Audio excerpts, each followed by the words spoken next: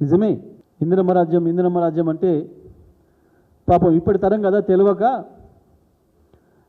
ఇది కేసీఆర్ రాజ్యం కాకుండా ఇందిరమ్మ రాజ్యం అంటే ఇంకేందో గొప్పగా ఉంటుంది అనుకొని ఓట్లు వేసిండ్రు పొరపాట్ల.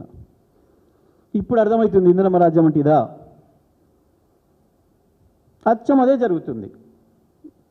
ఎమర్జెన్సీలో పెట్టిన పద్ధతుల్లో కేసులు, జైళ్ళు, లీడర్లకు, ప్రతిపక్ష నాయకులకి,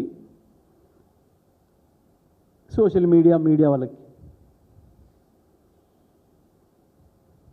ఏ మీడియానైతే, ఏ సోషల్ మీడియానైతే నమ్ముకొని మోడీ వారసత్వంగా చీకటి గురువు గారి పద్ధతుల్లో ఇష్టం వచ్చిన పద్ధతుల్లో దాదాపు 200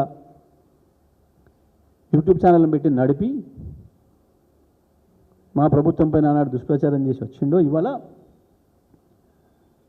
మీడియాను చూస్తే భయం అవుతుంది, మీడియా వాళ్ళని చూస్తే చెంప మీద కొట్టబుద్ధి అవుతుందట.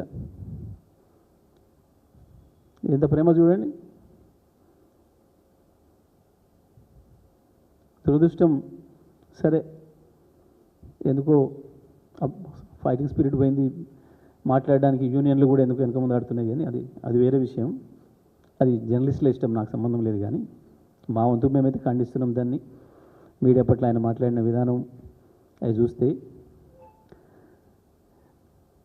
తను ఏమేమి మాట్లాడిండో, ఏమేమి చూసిండో, ఎవరెవరికి ఏం చెప్పిండో ఇప్పుడు వాళ్ళని చూసి భయపడుతున్నాడు. వాళ్ళ ఇష్టమైన ప్రాంతం ఏది నీకంటే అశోక్ నగర్ అనేది. ఆయనే కాదు, వాళ్ళ నాయకుని కూడా తీసుకొచ్చి అశోక్ నగర్లో ఛాయ్ కూడా తాపించండి పాపం. ఇప్పుడు అశోక్ నగర్ అంటే మధ్యరాత్రి కూడా లేచి కూర్చుంటున్నాడు, వణుకుడు పుడుతున్నది.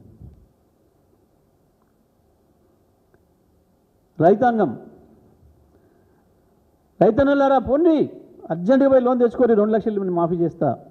ఇవాళ కట్టి వచ్చినప్పుడు కూడా మళ్ళీ పోండి, సాయంత్రం నేను మాఫీ చేస్తా. అన్న నేనే ఆపిన, కేసీఆర్ ఇచ్చే రైతు బంధు 10,000 కదా, వారం ఆగురి 15 ఇస్తా, అందుకే ఆపిన నేనే. కానీ వాళ్ళ రైతులను చూస్తే భయం అవుతుంది.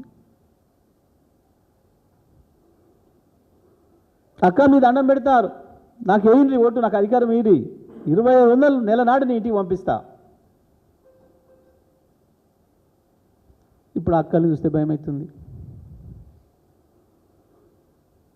ఆఖరికి విద్యార్థులు చరిత్రలో ఎవ్వరు కూడా వీళ్ళ జోలికి పోలే పాపం. వీళ్ళని కూడా ఇట్లా మోసం చేయొచ్చని అనుకోలేవు గతంలో ఏ పార్టీ కూడా. మొత్తం వరల్డ్ పొలిటికల్ హిస్టరీలో మొట్టమొదటిసారి వీరే కనిపెట్టిండ్రు. తమ్మి నీకు 5 లక్షల కార్డు, నీ ఇష్టం ఏదంటే అది వాడుకోవచ్చు. చెల్లె నువ్వు బడి పోలేదు, కాలేజీ పోలేదు కదా, స్కూటీ నీకెందుకు, నేనే స్కూటీ ఇస్తాను, మా అక్క వచ్చి ఇస్తుంది, మా ప్రియాంకక్క. ఇప్పుడు అమ్మాయిలు చూస్తే భయం అవుతుంది. అయ్యాల కాలేజీ పిల్లలు తమ్ముళ్ళలాగా కనపడరు, ఇవాళ పోరాణలాగా కనబడతాను.